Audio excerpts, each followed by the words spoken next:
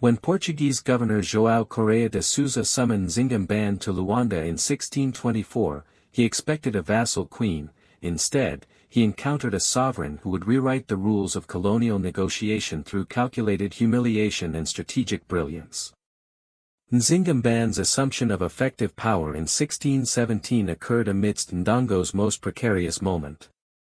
Portuguese military pressure had reduced the kingdom to fragmented enclaves, with Luanda's slave factories processing 7,000 Mbande captives annually by 1620. As regent for her infant nephew, Nzinga inherited a treasury depleted by tribute payments and an army reduced to 6,000 effectives, many armed only with traditional weapons.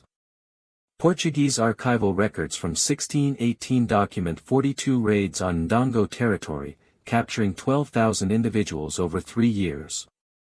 Nzinga's initial strategy emphasized diplomatic maneuvering. Recognizing the limitations of direct confrontation, she cultivated relationships with Portuguese factions. Correspondence with Jesuit missionary João de Sousa reveals her requests for fair trade and Christian instruction, positioning Ndongo as a Catholic ally against Protestant Dutch interlopers. This calculated ambiguity allowed her to secure 200 matchlocks and powder in 1620, ostensibly for defending the faith, but actually bolstering Ndongo's defenses. The 1624 Luanda summit represented the zenith of this strategy. Governor Correia de Sousa, seeking to consolidate Portuguese control before a planned 1626 expedition, invited Nzinga under the pretext of treaty renewal.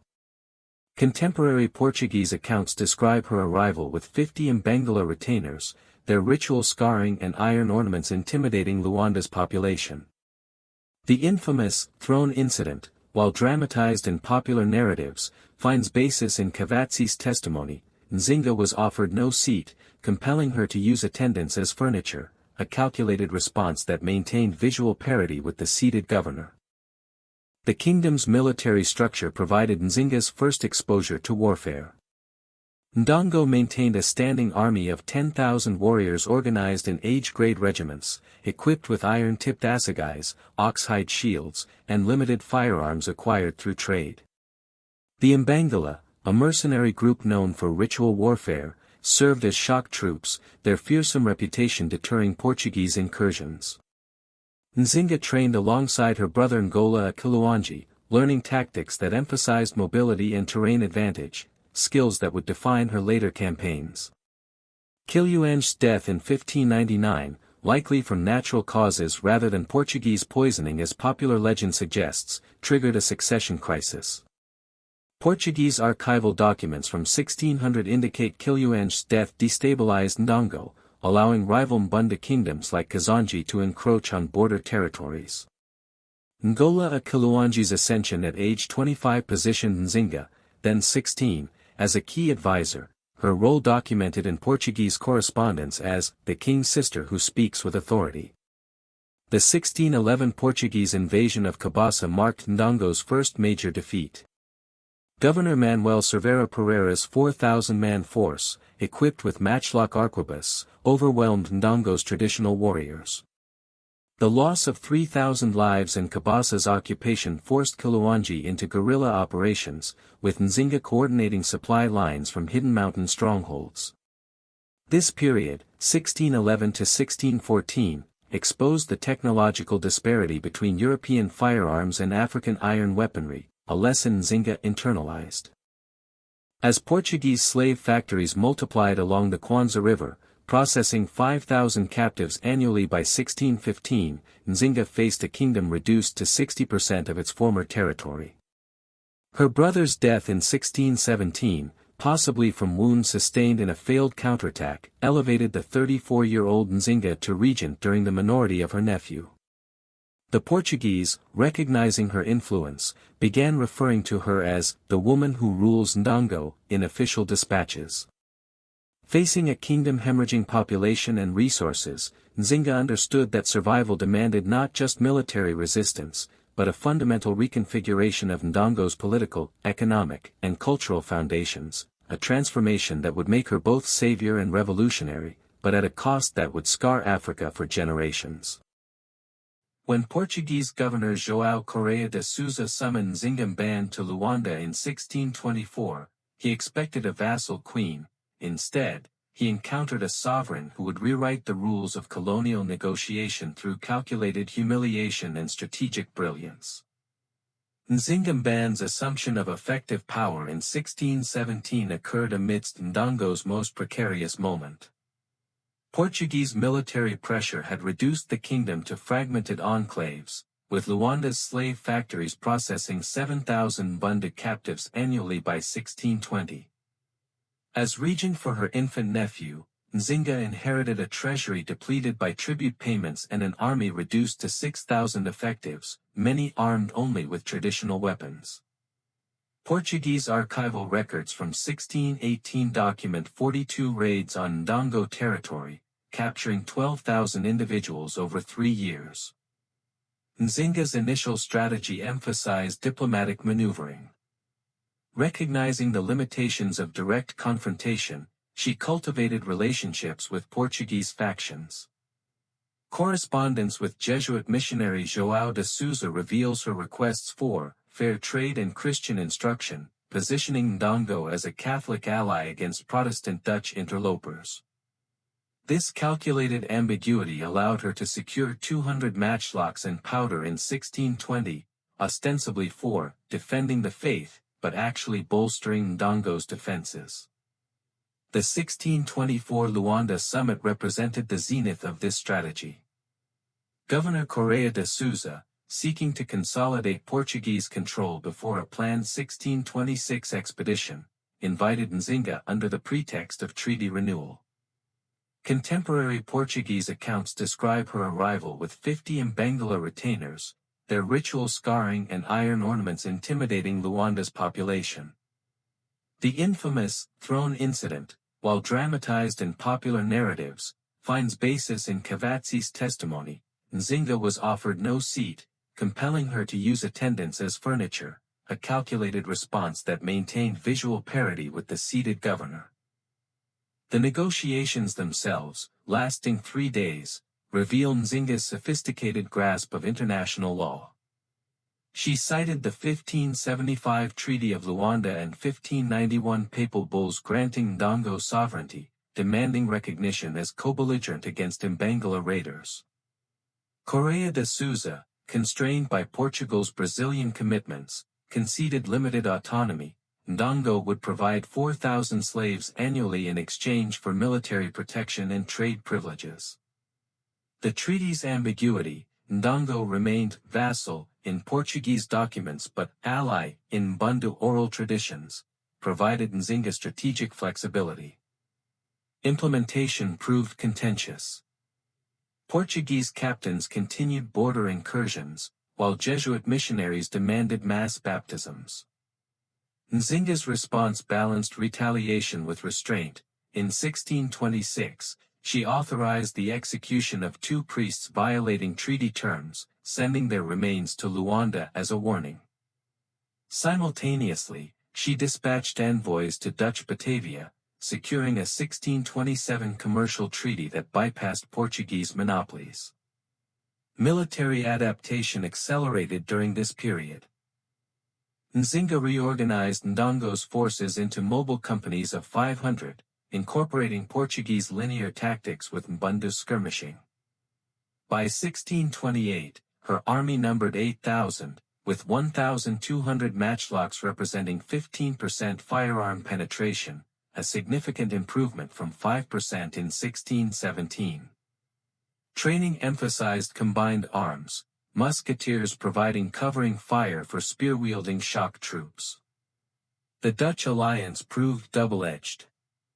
While providing essential arms, Dutch traders demanded preferential slave access, creating tensions with Mbundu elites.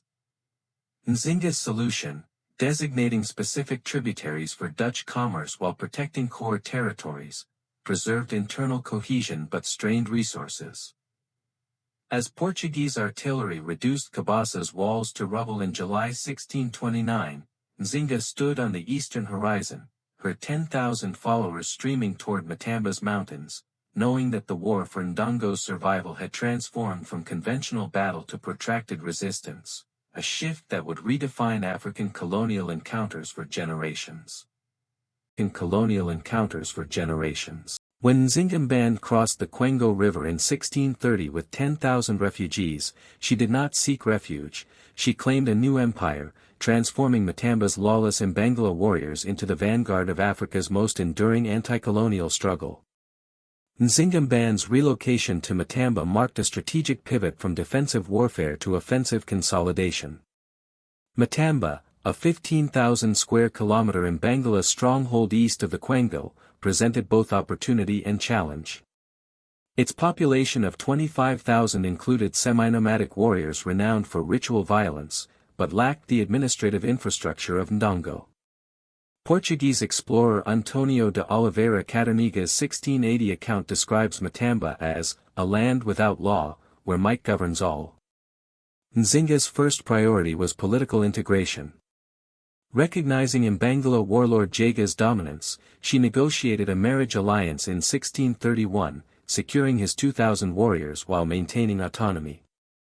This union produced no heirs, strategic, as it preserved Nzinga's sole authority, but symbolized Mbundu Mbangala synthesis. She established a dual governance system, Mbundu councils handling diplomacy and justice, Mbangala regiments managing military operations. Military reorganization followed. Nzinga disbanded Mbangala's ritual cannibalism units, replacing them with disciplined companies of 400, each combining 100 matchlock men with 300 spearmen. By 1633, Matamba fielded 12,000 combatants, with 25% firearm capability. Training emphasized Portuguese volley fire techniques adapted to African terrain, dispersed formations that exploited woodland cover. The Nzinga Guard, her 1,500 elite female unit, specialized in night operations and messenger duties, their white kalan wore paint becoming a symbol of terror. Economic restructuring underpinned military sustainability. Nzinga established controlled slave markets, directing 60% of captives to Dutch traders in exchange for arms, while protecting 40% for internal labor. Copper mining from abandoned Ndongo sites resumed, with Matamba exporting 150 tons annually by 1635.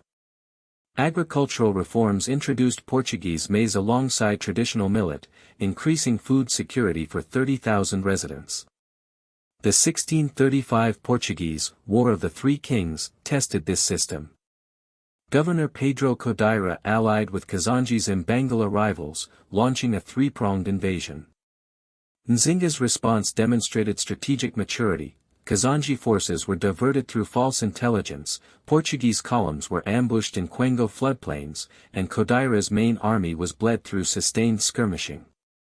The Battle of Mbumbai in July 1635 cost Matamba 4,200 lives but inflicted 6,800 Portuguese casualties, forcing a temporary withdrawal. The 1639 Treaty of Luanda represented Nzinga's diplomatic zenith.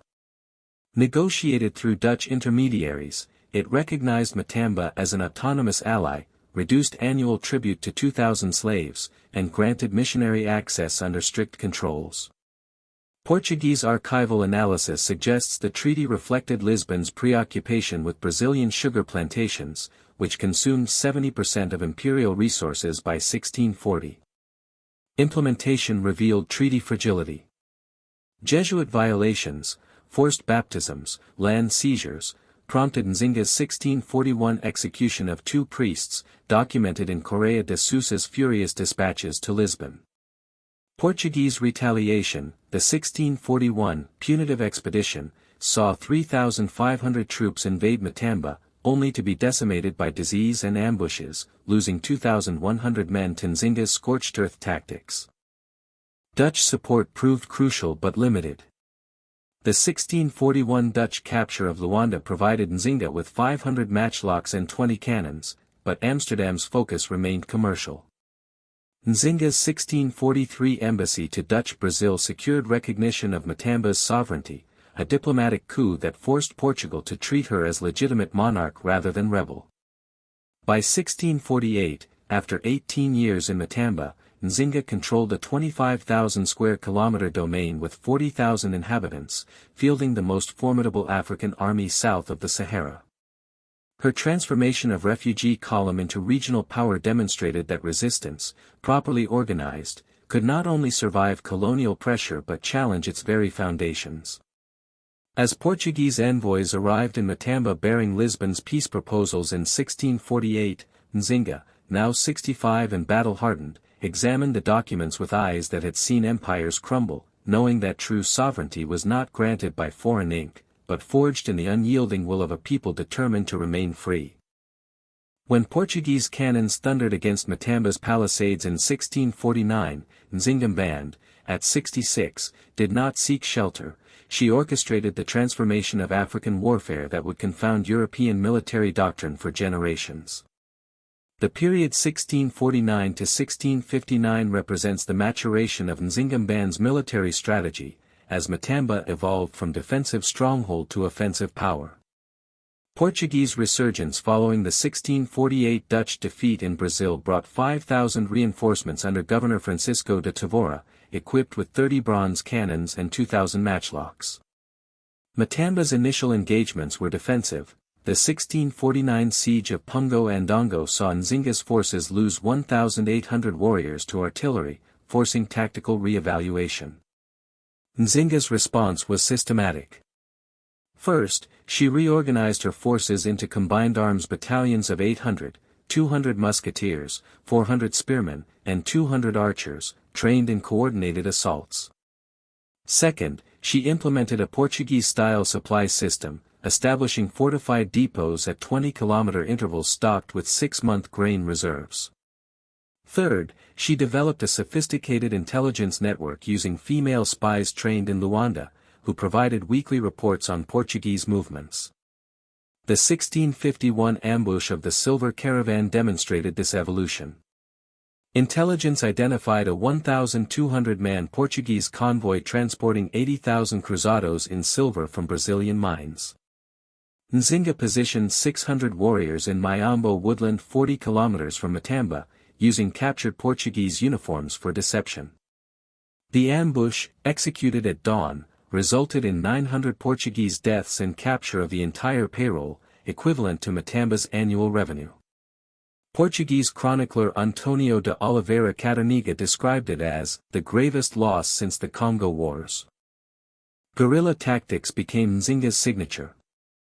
Rather than pitched battles, she favored swarm attacks, multiple small units striking simultaneously from different directions, then melting into the bush. The 1653 campaign of the Seven Valleys saw 12 such operations, destroying Portuguese supply lines and capturing 400 firearms. Matamba's terrain, seasonal wetlands, dense forests, granite outcrops, proved ideal, with Portuguese formations unable to maneuver effectively. Economic warfare complemented military operations. Nzinga redirected slave trade routes through Matamba, bypassing Luanda and capturing 30% of Portuguese commerce by 1655. She established her own mint, striking copper coins imprinted with Ngola's profile, circulating alongside Dutch thalers. Agricultural innovation included Portuguese-introduced cassava, increasing food production by 40%, ensuring wartime sustainability. Diplomatic maneuvering remained crucial. The 1654 Treaty of the Quango, negotiated through Congo intermediaries, established a demilitarized zone along the river, allowing Nzinga to consolidate eastern territories. Her correspondence with Portuguese King João IV, preserved in Lisbon archives, reveals sophisticated legal arguments citing Roman and canon law precedents for sovereign immunity. The 1657 Portuguese Scorched Earth campaign tested Matamba's resilience. Governor André Vidal de Negreiros burned 47 villages and poisoned 12 wells, aiming to starve Nzinga's forces. Her response, relocating 15,000 civilians to fortified hilltop settlements and implementing crop rotation, mitigated famine, with only 8% population loss compared to projected 25%. The campaign's failure, costing Portugal 2,500 lives and 150,000 cruzados, demonstrated the limits of conventional European tactics against adaptive African resistance. By 1659, after 29 years of conflict, Nzinga controlled 35,000 square kilometers with 50,000 inhabitants, fielding 15,000 combatants, Africa's most formidable anti-colonial army. Her strategic evolution from conventional warfare to integrated economic military diplomatic operations established a template that would influence resistance movements from Haiti to Algeria. As Portuguese envoys arrived in Matamba in 1659 bearing Queen Regent Luisa's peace terms, Nzinga, her body scarred from 3 decades of leadership, examined the documents knowing that the war she began had not only preserved Ndongo Matamba's existence, but rewritten the very grammar of colonial resistance across an entire continent. When Nzinga Mbande died on December 17, 1663, at age 80, she left no direct heirs but an ideological legacy that would fuel African resistance from the 17th century to the present day. Nzinga Mbande's final years, 1660 to 1663, represented the consolidation of her achievements amidst physical decline. At 77, rheumatism and respiratory ailments from decades of field command confined her to Matamba's royal compound, but her strategic oversight remained acute. Portuguese archival records from 1661 document 18 major engagements that year, with Matamba forces repelling incursions while minimizing casualties through superior intelligence. Her most significant contribution during this period was institutional reform. Nzinga established the Council of the Five Rivers, a governing body comprising Mbundu elders, Mbangala captains, and Congo representatives, ensuring multi-ethnic governance. She codified succession laws allowing female regency during male minorities, a provision that would enable her great-niece Ana de Souza to rule Matamba from 1681 to 1695. Economic policies emphasized diversification. By 1662, Matamba exported 300 tons of copper annually, 50 tons of beeswax, and maintained textile production rivaling Portuguese imports. The 1662 Treaty of Luanda-Matamba, Nzinga's final diplomatic achievement, established de facto recognition of Matamba's sovereignty.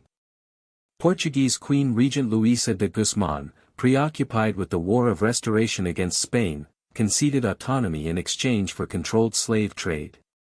The treaty's 12 articles, preserved in Lisbon's Torre do Tombo archive, granted Matamba exclusive jurisdiction over its territory and regulated commerce through designated intermediaries.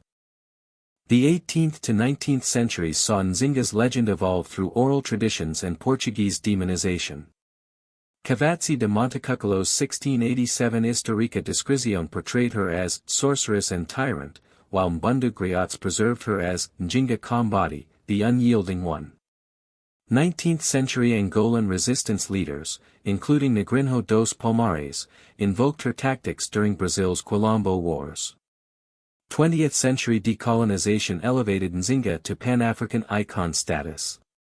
Agostinho Neto's MPLA made her central to Angolan nationalism, with her image appearing on 1963 independence propaganda. The 1975 MPLA government established the Nzinga Order of Resistance, and her portrait graces Angola's 50 Kwanzaa note since 2012. Contemporary scholarship, Linda Haywood's Nzinga of Angola, 2008, John Thornton's Africa and Africans in the Making of the Atlantic World, 1998, positions her as architect of sustained African agency against Atlantic slavery. As international scholars gathered in Luanda in 2013 for the 350th anniversary of her death, examining documents from Lisbon to Bahia that trace her diplomatic web across 3 continents, they realized Nzinga Mbande had not merely resisted empire, she had redefined the very parameters of African sovereignty in an age when the world believed such a thing impossible. The 18th to 19th centuries saw Nzinga's legend evolve through oral traditions and Portuguese demonization. Cavazzi de Montecuccolo's 1687 Historia Descrizione portrayed her as sorceress and tyrant, while Mbundu griots preserved her as Nzinga Mbande, the unyielding one. 19th-century Angolan resistance leaders, including Negrinho dos Palmares, invoked her tactics during Brazil's Quilombo Wars. 20th century decolonization elevated Nzinga to Pan-African icon status. Agostinho Neto's MPLA made her central to Angolan nationalism, with her image appearing on 1963 independence propaganda. The 1975 MPLA government established the Nzinga Order of Resistance, and her portrait graces Angola's 50 Kwanzaa note since 2012. Contemporary scholarship, Linda Haywood's Nzinga of Angola, 2008, John Thornton's Africa and Africans in the Making of the Atlantic World, 1998, positions her as architect of sustained African agency against Atlantic slavery.